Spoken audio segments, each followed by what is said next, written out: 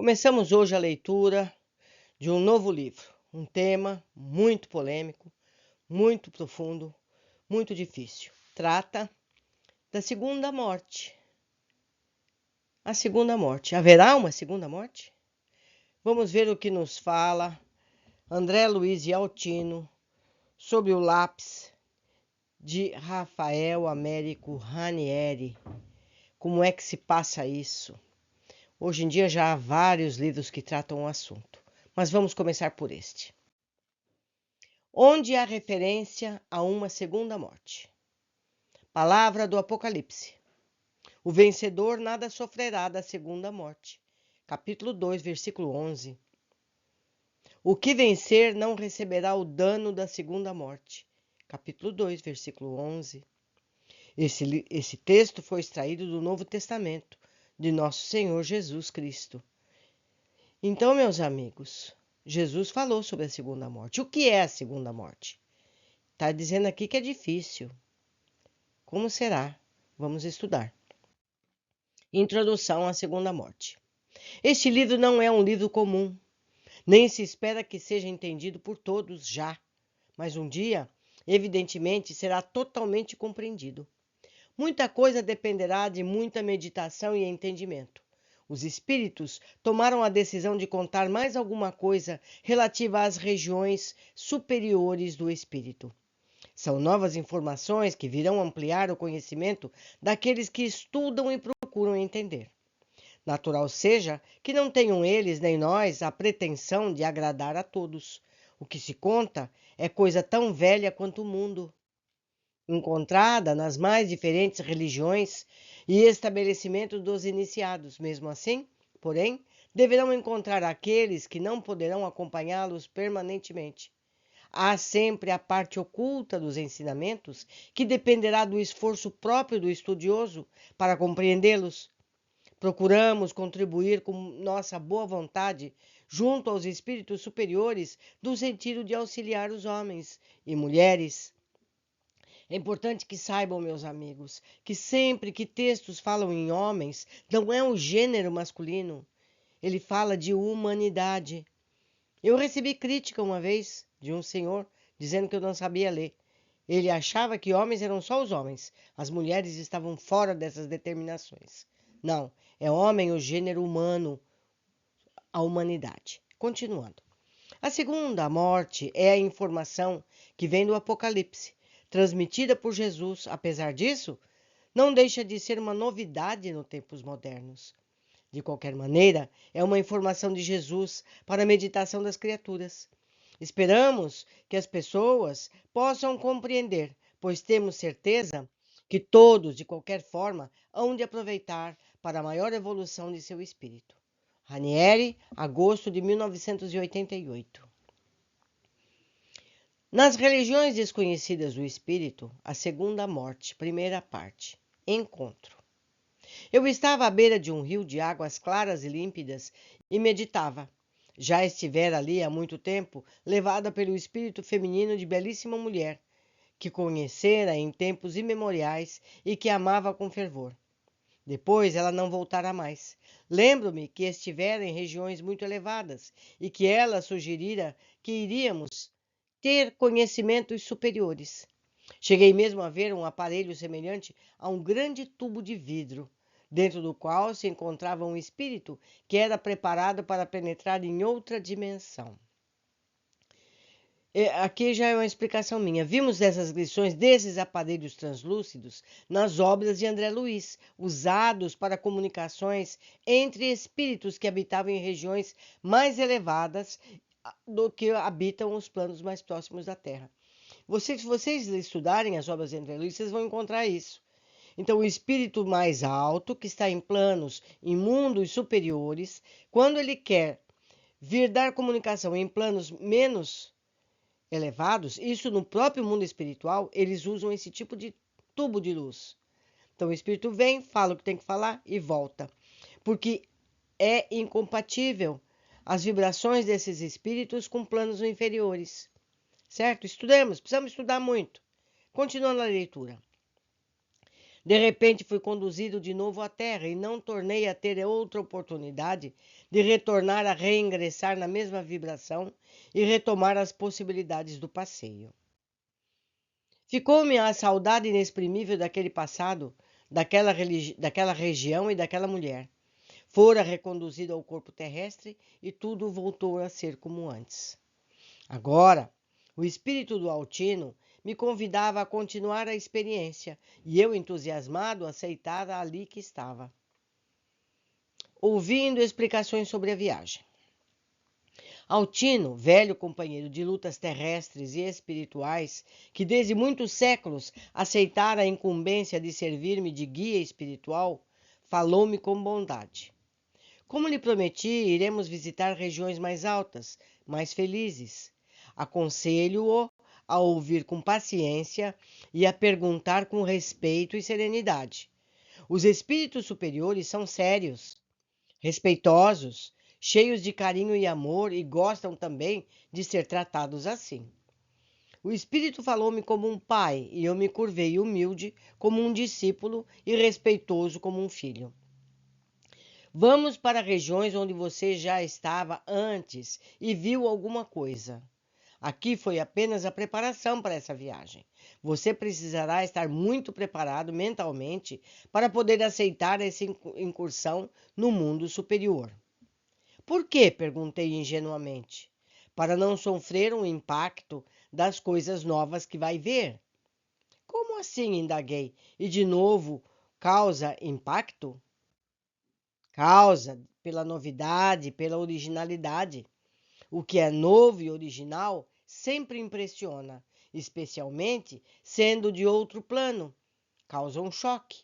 O novo, por ser incomum, o nosso caso, de esfera diferente, quase sempre choca.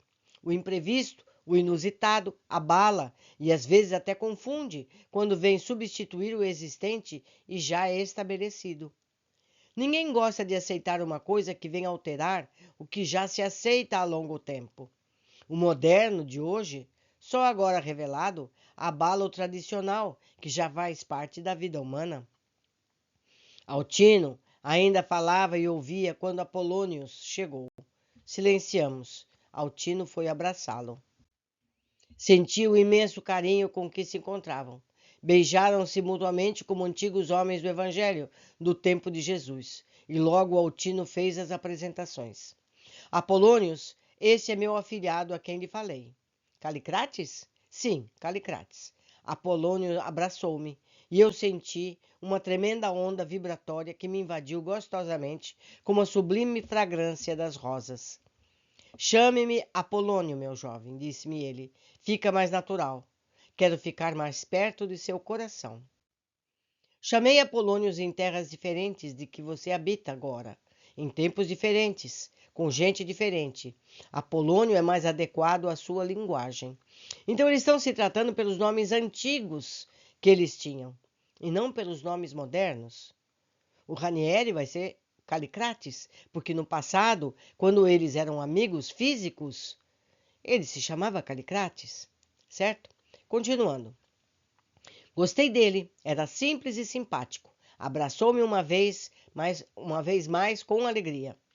Meu amigo, acrescentou, iremos dar uns passeios pelas regiões superiores do espírito. Recebi instruções para conduzi-lo. Iremos devagar, a pé, pois usaremos outro sistema. Olha, eles vão a pé. São detalhes, meus amigos, importantes que devemos ter em mente e meditar sobre esse assunto. Continuando. Apolônio era magro e simpático. Notei que seus cabelos eram brancos prateados. Largo sorriso, de grande simpatia. Simplicidade absoluta. Estava de túnica branca, a nazarena, e sandálias gregas de cordões trançados. Percebeu-me os pensamentos, porque logo falou. Vesti roupagem semelhante às regiões da terra onde fui mais feliz. Pensei, como é isso? É assim mesmo como você está pensando, falou com bondade. Pense numa de suas encarnações na qual você se sentiu mais tranquilo e feliz, e mentalize de novo essa época e deseje ser como era.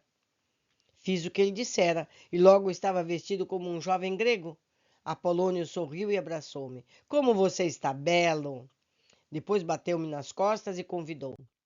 Agora vamos. Começou a andar. Em breve, percebi que seguíamos a pequena estrada que serpenteava o lado de um rio que virava para a esquerda e começava a subir. Embora em passo de passeio, vi que a estrada logo se tornava uma névoa, como uma neblina da manhã. Lembrei-me que não me despedira do Altino, que na realidade, como um encanto, desaparecera. E ao mesmo tempo senti que já não parava no chão e que enxergava o mundo através daquela névoa. Já já, disse o espírito, tomaremos a estrada dos mensageiros, que é a continuação desta. Paramos um instante, a um sinal de Apolônio, e ele colocou a destra em minha cabeça. Comecei a sentir um calor e o rumor que eu já conhecia do funcionamento do prodigioso motor vibratório em que se tornara o meu organismo espiritual.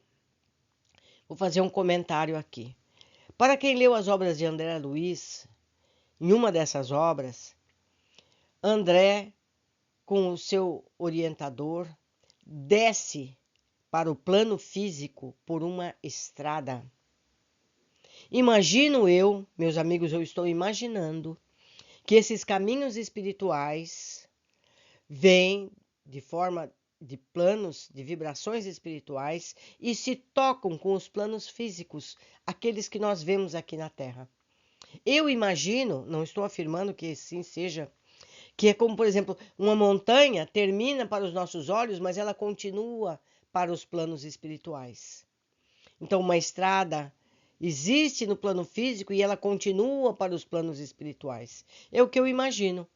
Comentem aí na área específica aqui do YouTube o que vocês pensam a respeito. Como é o que eles estão descrevendo?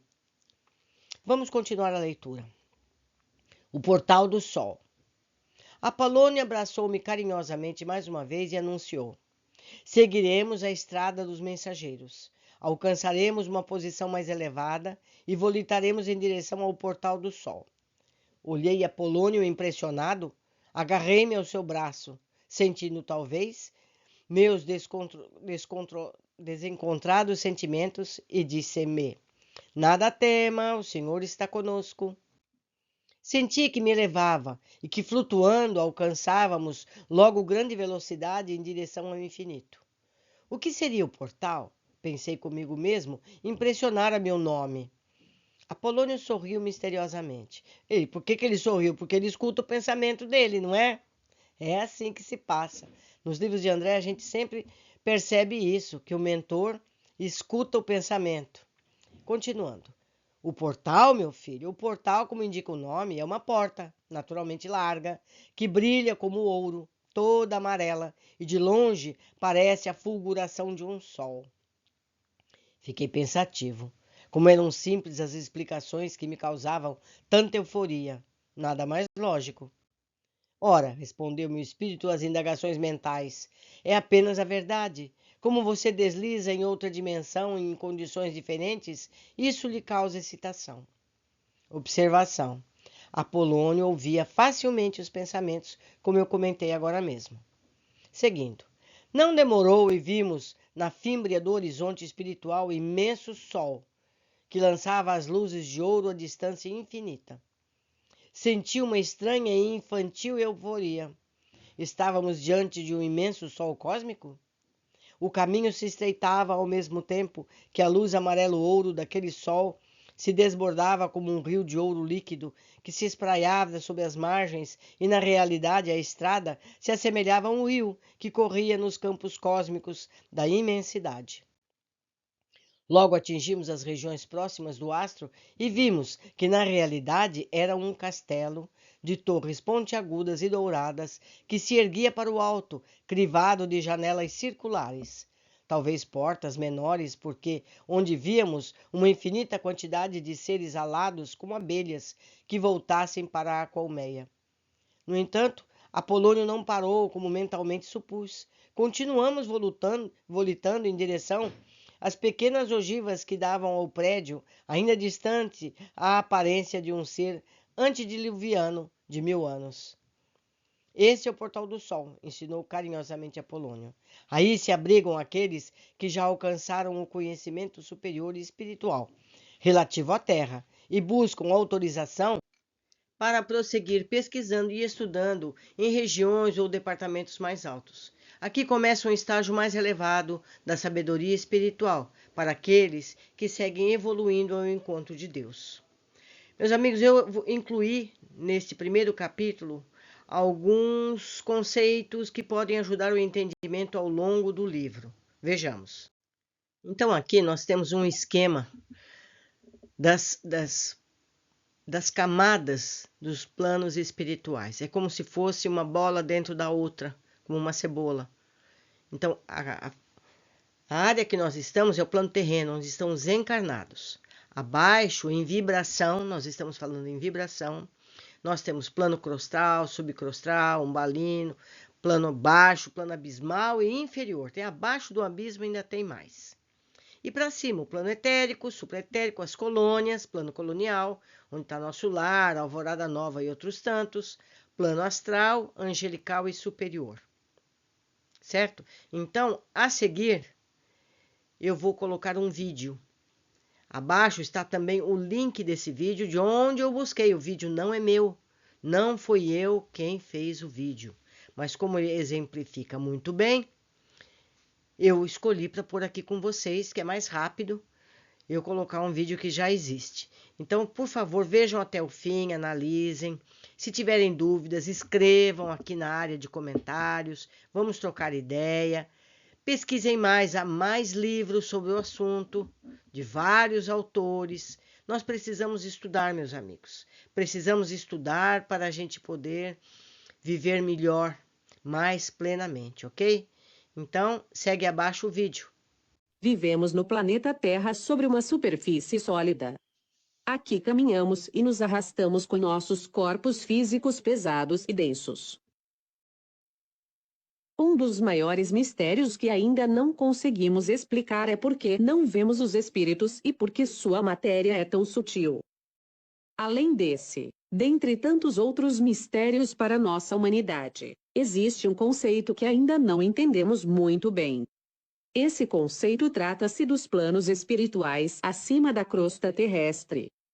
O que os espíritos nos ensinam é que os planetas são envolvidos por camadas de esferas espirituais e quanto mais longe da crosta, mais evoluído é esse plano e, em consequência, menos densa e mais sutil é a sua matéria. O primeiro plano acima da crosta terrestre é chamado de umbral grosso. É um local muito escuro, sujo e com altas cargas de sentimentos muito negativos, oriundos de tantas dores e sofrimentos que seus habitantes experimentam. Esse cenário caótico é consequência da criação das mentes dos encarnados na superfície da crosta terrestre, uma região muito densa, pesada e muito negativa. O próximo plano é chamado de umbral médio. Embora seja ainda uma região de dores e trevas, é um pouco mais amena que a anterior. Lá existem cidades organizadas, como na Terra, mas seus habitantes ainda estão muito distantes dos conceitos morais mais puros. É de lá que saem as caravanas de obsessores e as diretrizes maléficas que visam combater o bem e a luz. O plano seguinte é chamado simplesmente de umbral. Nele ainda existe uma forte influência da matéria sobre o espírito, porém seus habitantes vivem em mais harmonia e fraternidade. Nesse plano a luz e o bem já são dominantes e suas paisagens são verdadeiros paraísos terrestres. É nesse plano que se encontram diversas cidades astrais, como a cidade de Nosso Lar, tema do livro de Chico Xavier, psicografado pelo espírito André Luiz, sendo mais tarde, tema do filme de mesmo nome. Os planos acima deste são pouco conhecidos por nós. São raros os livros e as explicações sobre eles. São planos muito mais sutis, onde talvez nem haja matéria como a conhecemos. O primeiro plano acima chama-se de cultura e ciência, onde espíritos muito evoluídos se dedicam a estudar e a inspirar o homem terreno para despertar o gosto pelas artes e a desenvolver novas tecnologias. Daí nascem criações incríveis nas artes e nas ciências. Suas cidades são inconcebíveis para nós. Posteriormente a esse, existe o plano de amor fraterno e universal. É desse plano verdadeiramente hiperceleste que descem os mensageiros e missionários para nos inspirar pelo amor e, vez ou outra, seus habitantes encarnam na Terra com o intuito de missão para ajudar a nossa humanidade em seu processo de evolução. O último plano é um lugar completamente inconcebível para nós. Conforme o nome diz, é desse plano que partem as diretrizes que vão decidir o futuro do planeta e de seus habitantes encarnados e desencarnados. Somente a título de curiosidade, o tamanho das esferas aumenta à medida que subimos de planos. O plano de diretrizes planetárias da Terra tem suas fronteiras bem próximas ao plano de mesmo nome e função do planeta Marte. Para se ter uma ideia de seu tamanho, podemos dizer que sua área é cerca de 40 milhões de vezes maior que a área da superfície da Terra. Agora vamos introduzir o conceito de limites de transição entre os planos. Imagine um habitante de uma colônia espiritual, como a colônia Nosso Lar, por exemplo. Esse espírito, revestido do seu perispírito, de matéria bem menos densa que a do homem encarnado, pode transitar, perceber, ver os planos abaixo dele, como, por exemplo, o próprio plano físico que habitamos. A situação inversa não pode ocorrer. Um habitante da crosta terrestre, as pessoas encarnadas, não podem ver nem transitar em esferas superiores, pois as esferas superiores são menos densas que a matéria da superfície. O mesmo vale para quaisquer outros planos. Um habitante da esfera de amor fraterno pode perfeitamente descer para as esferas inferiores e para que ele possa ser visto pelos seus habitantes, ele precisa adensar seu corpo perispiritual, caso contrário não será visto. A tentativa reversa não é possível. Um habitante de nosso lar não pode ir ao plano de amor universal, pois sua matéria é bem mais densa.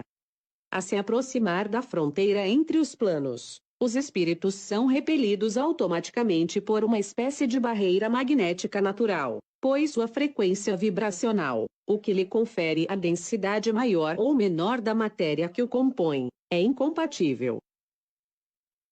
Agora chegamos ao ponto-chave deste estudo. Tudo isso que aqui foi dito até então, nos foi dito pelos espíritos. Mas, como podemos entender isso do ponto de vista da ciência? Até aqui falei sobre densidade, massa e frequência para explicar os conceitos de matéria dos planos dimensionais dos planetas em suas respectivas esferas. Agora vou pedir licença a vocês e deixar um pouco os conceitos espirituais e mergulhar no campo da física. Não se assuste. Será bem simples. Nada de cálculos e teorias complexas. Vale aqui um destaque importante. Não sou o autor dessa teoria. Concordo com quase tudo nela contida, porém tenho uma pequena divergência com relação a um conceito que aqui não falarei, mas é importante ressaltar que essa teoria foi desenvolvida pelo professor Laércio Fonseca, que é um físico brasileiro que também atua na área de astrofísica e cosmologia. Além disso, Laércio é um espiritualista que procura levar as pessoas a uma consciência espiritual da vida. Vamos apenas reforçar o que aprendemos até agora.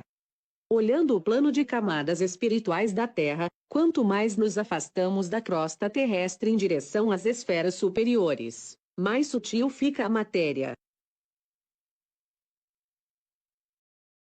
Vamos tentar agora trazer um exemplo prático sobre essa relação de densidade entre os diferentes planos que circundam um planeta. Imagine um recipiente onde nele despejaremos 4 tipos de líquidos diferentes. O primeiro líquido a ser despejado no recipiente será de cor violeta com uma densidade de 1. O segundo líquido, de cor verde, com densidade de 2. Observe que o líquido verde não se mistura com o líquido violeta, uma vez que eles possuem densidades diferentes. o líquido mais pesado ficará sempre abaixo do líquido mais leve. E assim, continuamos acrescentando o terceiro líquido, esse amarelo com densidade D3 e finalmente, o líquido azul com uma densidade D4. Nesta configuração, observe que os líquidos mais leves e menos densos ficam na parte de cima. Os líquidos mais pesados e mais densos ficam na parte de baixo. Agora, vamos pegar uma esfera violeta, que tem a mesma densidade que o líquido da mesma cor e jogá-la dentro deste recipiente. Observe o que acontece. Ao jogarmos a bola dentro do pote, ela passará pelos líquidos menos densos que ela e ao chegar no líquido de mesma densidade, ela irá parar na superfície desse. O mesmo acontecerá com a esfera de densidade D2.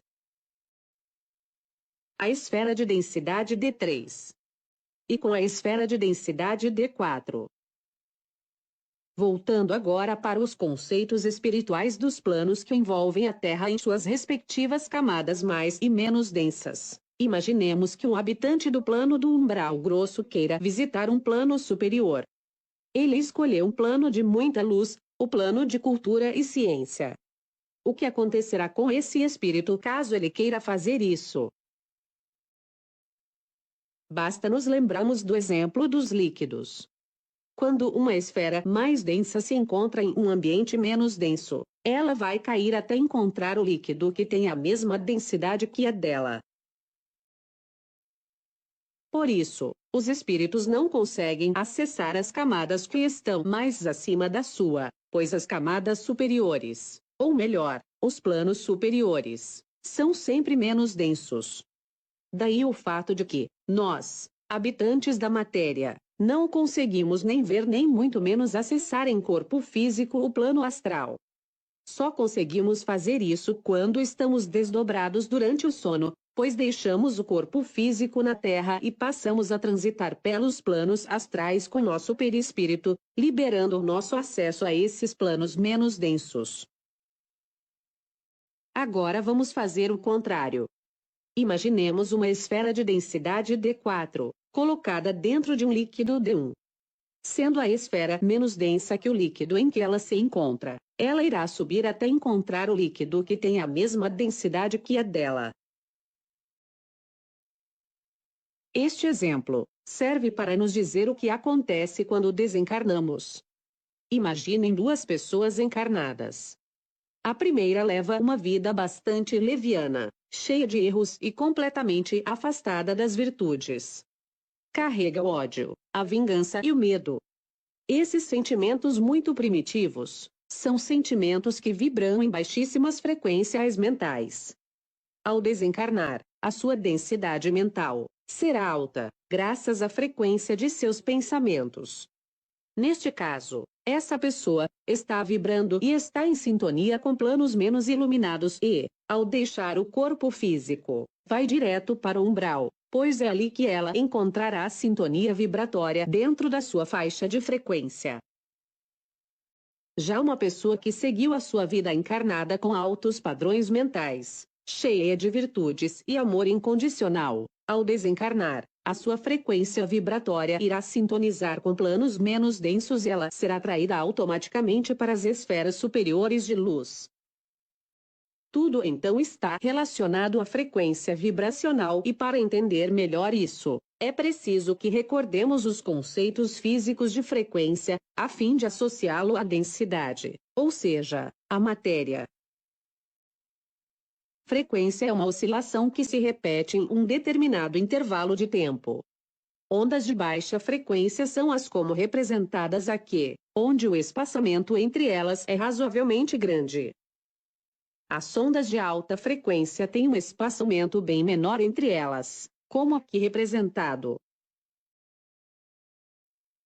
Em exemplos práticos, imaginemos um carro que trafega 8 km por hora.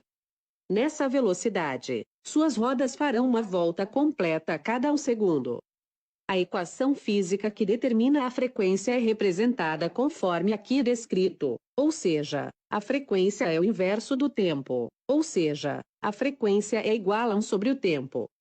No caso desse exemplo, a frequência de giro das rodas desse carro será de 1 sobre 1, o que equivale a uma frequência de 1 Hz. Se o carro aumentar sua velocidade para 80 km por hora, as rodas farão uma volta completa a cada 1/10 de segundo. Nesse caso, a frequência de giro das rodas será 1 sobre 0,1, o que equivale a uma frequência de 10 Hz, uma frequência maior que a anterior. Um outro exemplo prático de frequência é dado pelos batimentos cardíacos. Quando dizemos que uma pessoa tem uma frequência cardíaca de 60 batimentos por minuto, estamos associando isso ao conceito de frequência física. A grande questão aqui é associar a massa à frequência. Isso a física quântica pode fazer. Sem entrar em muitos detalhes, podemos dizer, graças a Einstein, que a energia é igual à massa vezes a velocidade da luz ao quadrado. Da física quântica, temos que essa mesma energia é igual à constante de Planck vezes a frequência. Então fica fácil igualar as duas equações e dizer que a constante de Planck vezes a frequência é igual à massa vezes a velocidade da luz ao quadrado. Trabalhando nessa equação, podemos dizer que a massa está associada diretamente à frequência, lembrando, porém, que a massa está plenamente associada à densidade. Isso nos leva a concluir que existem muitas outras terras circundando o nosso planeta físico, cada uma delas vibrando numa frequência específica num mundo de densidade cada vez mais sutil à medida que subimos na escala hierárquica desses planos. As possibilidades e as realidades são muitas. Por isso que os espíritos nos ensinam que à medida que melhoramos a nossa frequência vibracional, transmitimos isso para a nossa matéria, ou seja, para a nossa composição, seja ela física ou espiritual, e desse modo, nos tornamos menos sólidos, mais leves e podemos habitar os planos superiores. E como aumentar nossa frequência vibracional? Isso é simples, basta nos melhorarmos como pessoas, buscando a nossa reforma íntima, deixando de lado os sentimentos primitivos de ódio, vingança, raiva. Precisamos cultivar sentimentos mais nobres, como o amor, a fraternidade e buscar a nossa iluminação, pois isso aumentará a nossa frequência vibracional. Somos como os elétrons que dão saltos quânticos entre as suas órbitas. À medida que aprimoramos nossa frequência, fazemos saltos quânticos entre os planos espirituais.